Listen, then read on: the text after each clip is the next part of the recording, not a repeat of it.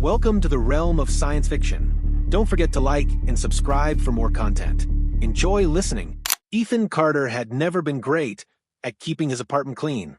Between his remote software engineering job and his complete lack of motivation for household chores, his living space often resembled a disaster zone.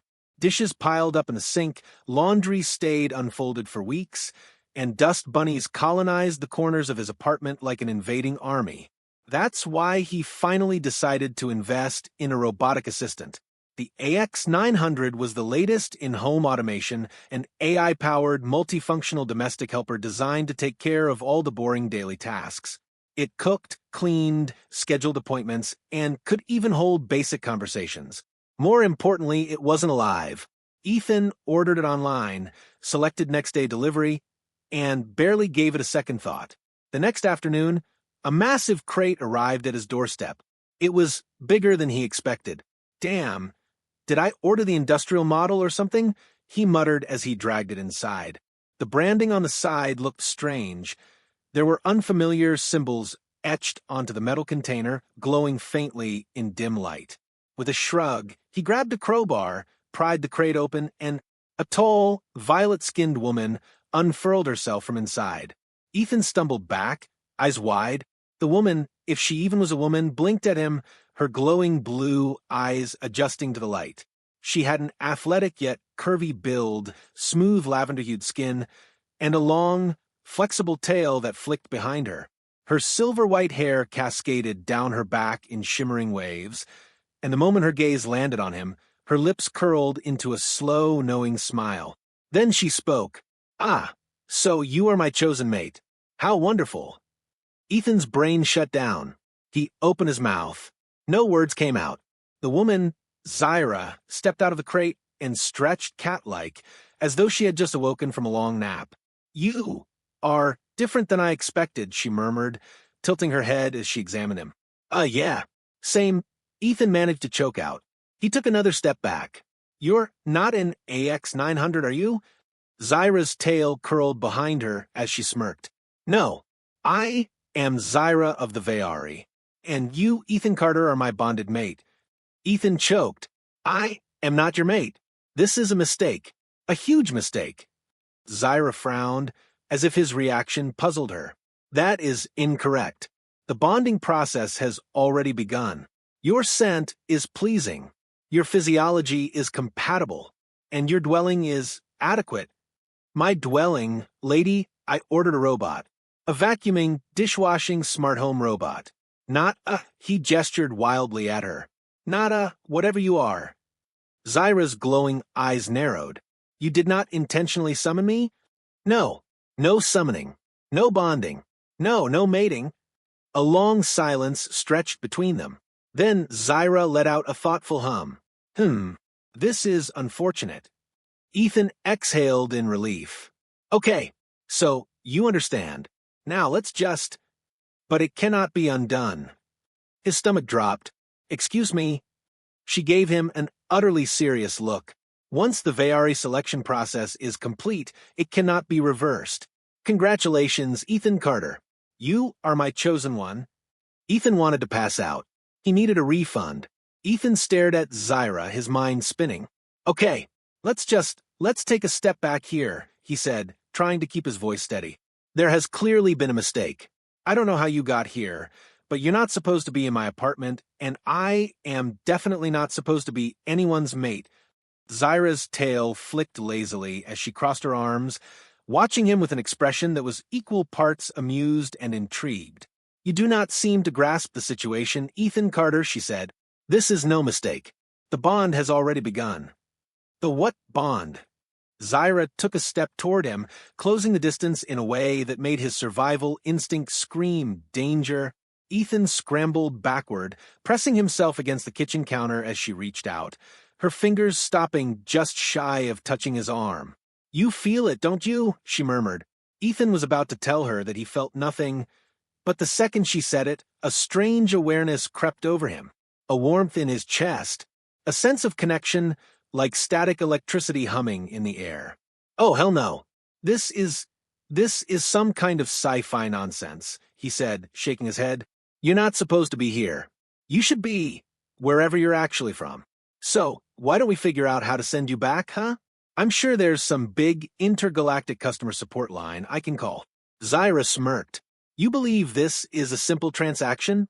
That I am an item to be returned? Yes, she sighed, looking at him as if he were a particularly slow child. Ethan, I did not arrive here by accident. Your world's technology must have somehow accessed the Vayari mate selection registry. That means the bond is already in effect. Yeah, you said that, he muttered, still not buying it. Zyra narrowed her glowing blue eyes. Then, without warning, she reached out and grabbed his wrist. The second her skin touched his, a jolt of warmth surged through Ethan's entire body. Not painful, more like an electric current, a deep, primal recognition that sent every nerve in his body into overdrive. His breath hitched, his vision swam. His heart was pounding, racing in time with hers. When she finally let go, Ethan stumbled back, gasping. What the hell was that? The bond, she said simply. Ethan grabbed the edge of the counter to steady himself. No. That was not a bond. That was some kind of biological trick. A pheromone thing. Mind control. Something. Zyra tilted her head. Your denial is amusing. Ethan took a deep breath. He needed to stay calm. Think logically. Fix this. All right, fine, he said, rubbing his temples. Let's say, for one insane second, that this bond thing is real.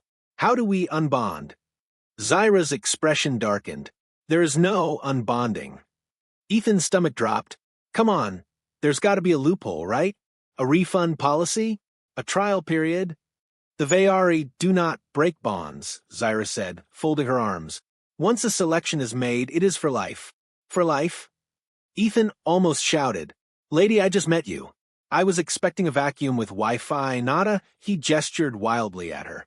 Not a cosmic wife. Zyra just watched him, completely unbothered. The bond will strengthen in time. Fighting it is useless. Ethan took a slow, shuddering breath. Okay, new plan. If he couldn't undo the bond, he'd just have to find a way to send her back. Ethan spent the next 2 hours researching every possible way to get rid of an unwanted alien visitor. Unfortunately, Google had 0 helpful results for how to return an intergalactic mate. Meanwhile, Zyra had made herself very comfortable in his apartment. She moved with a confidence that made Ethan's skin crawl, checking out his bookshelves, inspecting his fridge, and wrinkling her nose at its lack of food, and eventually claiming his couch like a queen on a throne. You live in a very primitive dwelling, she commented. It's called a normal apartment, Ethan grumbled, still clicking through useless search results. Zyra leaned forward, resting her chin on her hand. Your resistance is pointless, Ethan Carter. The bond has been made. You should accept your fate. Yeah, well, I don't accept it. He glanced at her. And don't say my full name like that. It's creepy. Zyra smirked. Ethan Carter, she said again, dragging out the syllables. Stop it. Ethorian Carter. Ethan groaned, rubbing his face. Oh my God, you are the worst. Zyra grinned, looking far too pleased with herself. Ethan turned back to his laptop, determined to find a solution. All right, so, hypothetically, if I did summon you by accident, then there's got to be a way to unsummon you, right? Zyra shrugged. The bond will only break if I choose to release you. And I will not. Ethan clenched his jaw. Of course you won't. Silence stretched between them. Zyra studied him for a long moment, then sighed dramatically. Very well, she said, standing up. If you insist on struggling, I will allow you time to adjust. Adjust to what? Ethan said, warily. Zyra stretched, her tail flicking behind her. Adjust to being mine. Ethan's face burned. I am not yours. Zyra just gave him a knowing smile. You will be. And with that, she turned and headed toward his bedroom. Ethan bolted up. Whoa, where are you going? Zyra paused in the doorway, glancing at him over her shoulder. To sleep. I assume our bed is in here. No. You are not sleeping in my bed. Zyra raised an eyebrow. Would you rather I sleep beside you or on top of you? Ethan nearly choked on air. Couch. You're sleeping on the couch. Zyra sighed but relented. Very well. But soon, you will learn to accept your place at my side, Ethan Carter. Ethan flopped back into his chair, rubbing his face in frustration. He needed to find a way out of this. Fast, Ethan lay awake in bed, staring at the ceiling, mentally reviewing every single decision that had led to this moment. He wanted a robotic assistant to clean his apartment. Instead, he got a violet-skinned alien woman who claimed to be his mate. She was currently sleeping on his couch. Correction, she was not sleeping at all. From the bedroom, he could hear Zyra moving around in the living room. Occasionally, there was the sound of something shifting. At one point, she hissed under her breath like an irritated cat. Ethan groaned. "What are you even doing out there?" A pause. Then Zyra's voice floated back to him. "This furniture is unworthy." Ethan pinched the bridge of his nose. "It's a couch. A perfectly normal, comfortable couch. People sleep on couches all the time, not Vayari warriors." "Well, congratulations, you're the first," he grumbled, rolling onto his side. Silence again. Ethan almost managed to relax.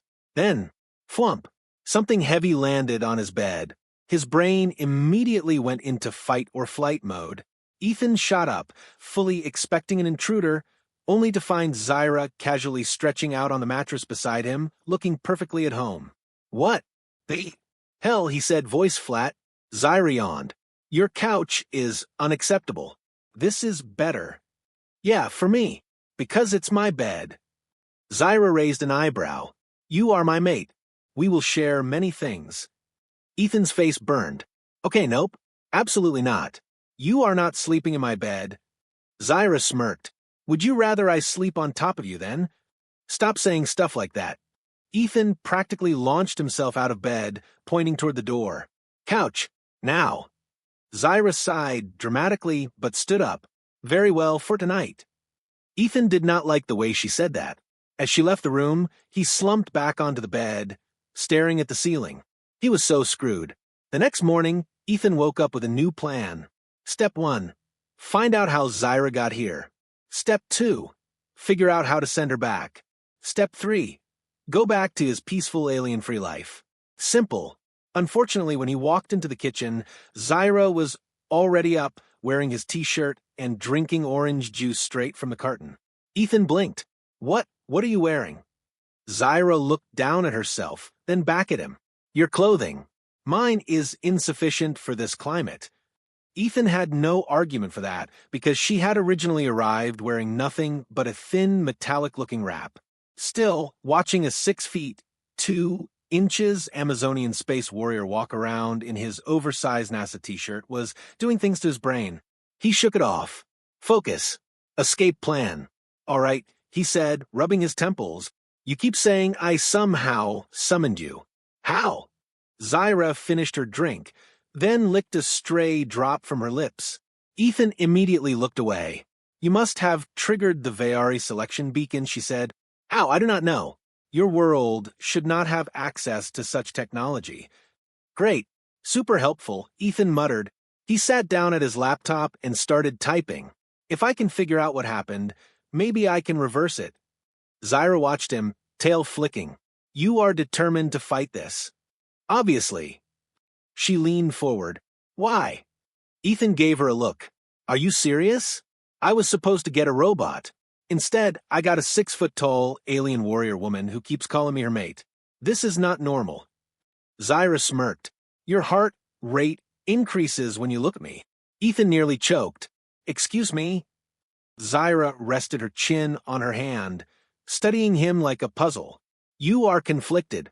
Your mind rejects the bond, but your body—" She trailed off, a knowing glint in her glowing blue eyes.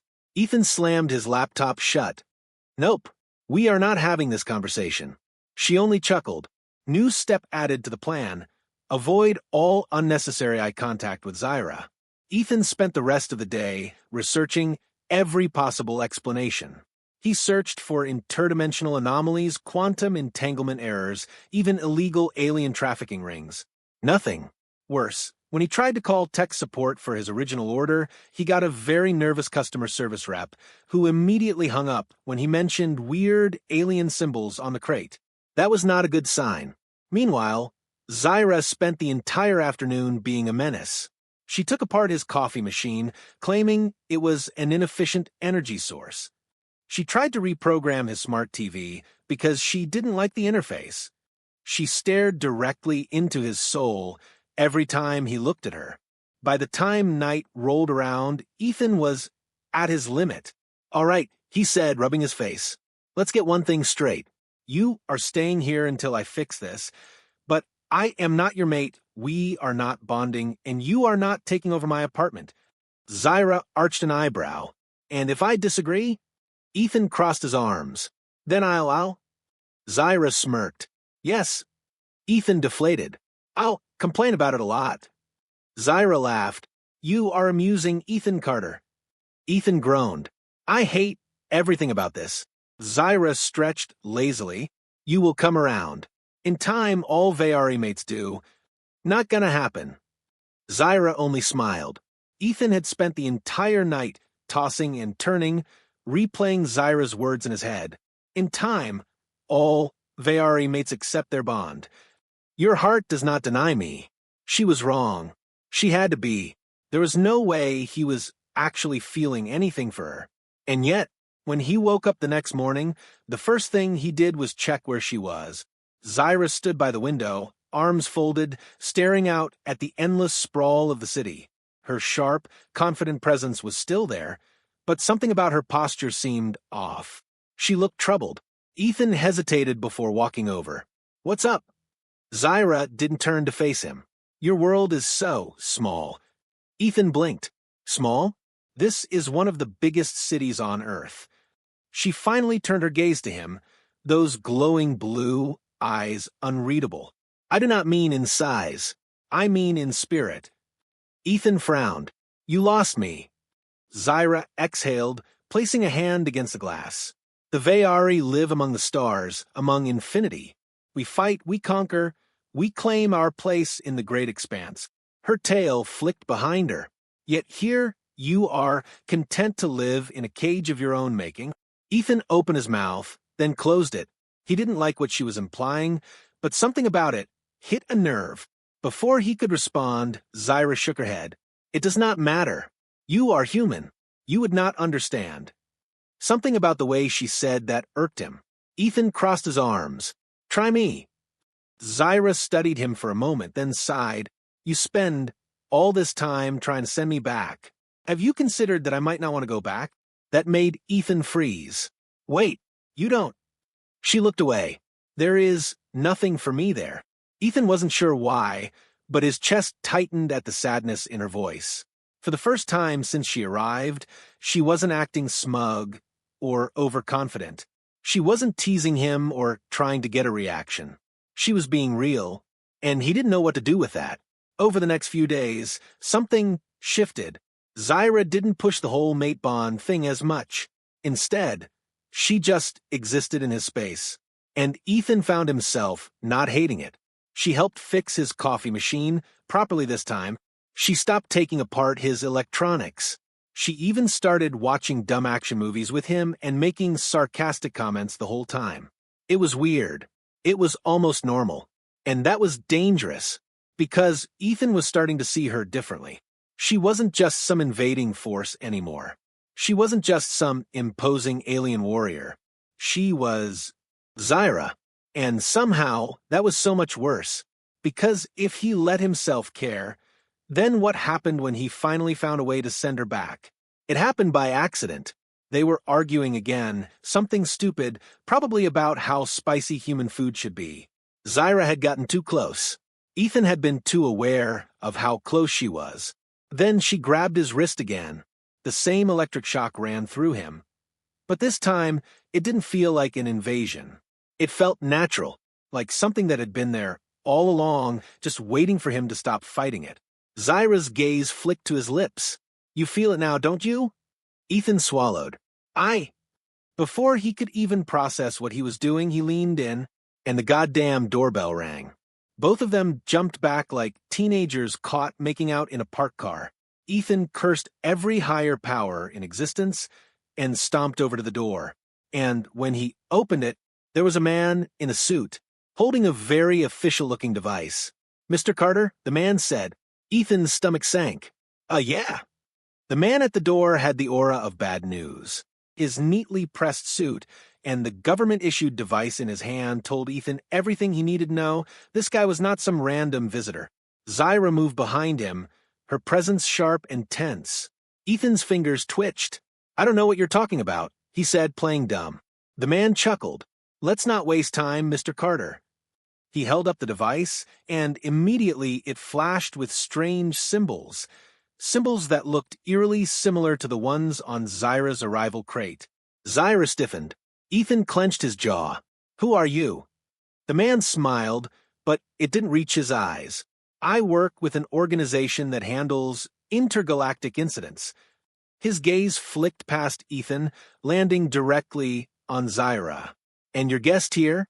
She's a very expensive mistake." Ethan's blood turned cold. He instinctively moved in front of Zyra, shielding her. "She's not a mistake." The man raised an eyebrow. "You misunderstand. I don't mean her existence is a mistake, only her presence here. You see, the Vayari have strict travel laws. She shouldn't be on Earth. And you shouldn't have her." Ethan's stomach tightened. "So what? You're here to take her?" The man gave a mock sympathetic nod. "It's in everyone's best interest." Zyra finally spoke, her voice low and dangerous. "If you try to take me, you will regret it." The man sighed. The warrior instinct. Admirable, but pointless." He tapped his device, and suddenly, a high-pitched frequency filled the air.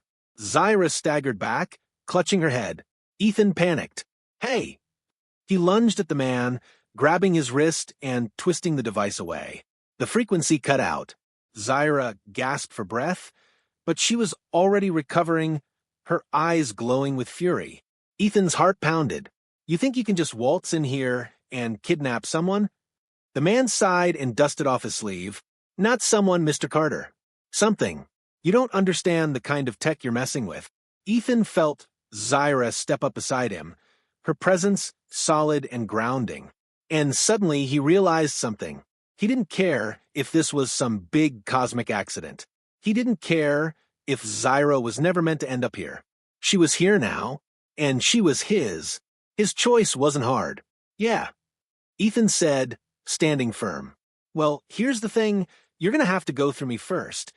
Zyra's tail flicked, a smirk forming on her lips. "Through us." The man's calm demeanor cracked for the first time. He took a step back, then narrowed his eyes. "Fine. Have it your way." He turned and walked off. No threats, no warnings. And somehow, that was even more unsettling. That night, Zyra sat on the couch, her arms resting on her knees. She was thinking hard. Ethan sat beside her, leaning back. "You okay?" She exhaled. "You were willing to fight for me?" Ethan frowned. "Of course I was." He stopped, swallowed. "You're important." Zyra turned to face him fully. "Even if I am a burden? Even if I was never meant to be here?" Ethan scoffed. "Screw meant to be. I don't care how you got here, Zyra. I care that you're here now, and I'm not letting anyone take you away." Zyra stared at him. Something shifted in her expression. Then, softly, she said, "You are a fool, Ethan Carter." And then she kissed him. It wasn't soft. It wasn't hesitant. It was everything that had been building between them, every argument, every stolen glance, every electric moment. Ethan barely had time to process before his hands moved on their own, pulling her closer. When they finally broke apart, both of them were breathless. Ethan swallowed. "Okay, that happened."